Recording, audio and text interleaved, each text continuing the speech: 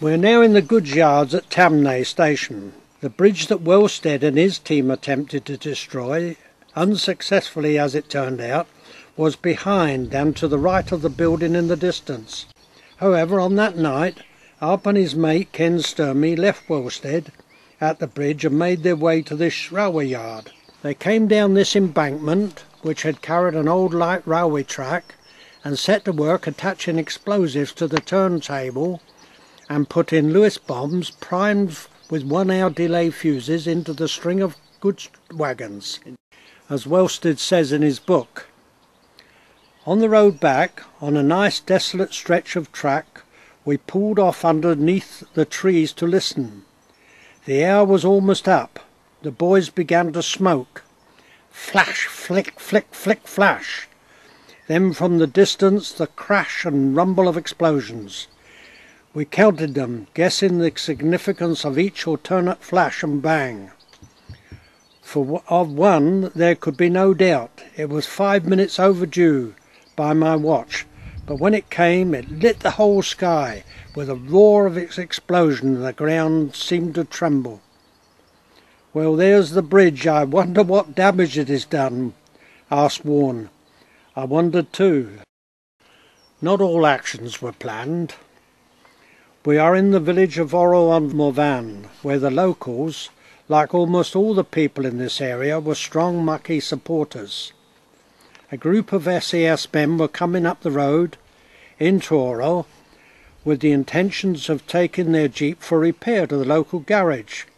Coming down the road towards them was a small car, but they didn't give it a second thought because they are quite used to beating Maquis patrols in similar vehicles. However, just as the vehicles met each other, they realized the car contained 4 German soldiers. Looking at this tranquil scene now, it is hard to believe on this very spot a desperate fight for life began. The Germans leapt from their car and began firing at the SAS group, and a sergeant, Nobby Noble, was shot through the shoulder. There was a machine gun mounted on their jeep, but Middleton, the soldier manning the gun, was unable to get it to work. However, the rest of the SAS men returned fire with their own weapons and shot 1 German dead and wounded another, who dived in a ditch and stayed there.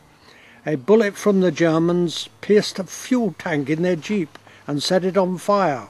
One of the Germans, a regimental sergeant major and a giant of a man, had emptied the magazine of his weapon, so he attacked Lofty Langridge, another of the SAS, and also a big man, with the butt of his gun.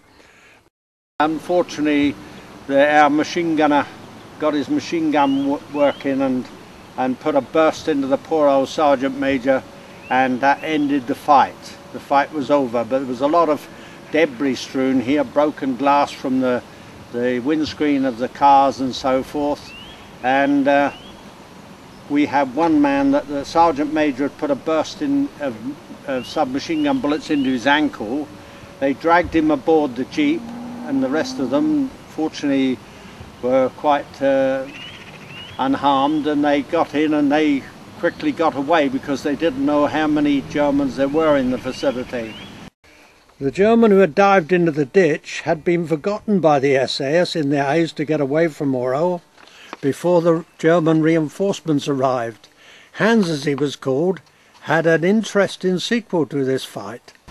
Yeah, this little chap that was lying in the roadside, quivering and shaking, he after the SAS had gone, went into a nearby estaminet and asked Madam if she could help him, and she agreed and put him in a back room, and unfortunately for him locked the door and brought in the local Maquis, who clobbered him and brought him up to the SAS. And it's from him after that that they know what was happening to the Germans, why they thought it was British and so forth, otherwise they'd have never known. And however, they kept him, and he became a collaborator, if you like, and went over to the SAS, and he stayed in their camp. He helped with the cooking and carrying rations and goodness knows what, and eventually they actually took him all the way back to England in the same plane as they flew back.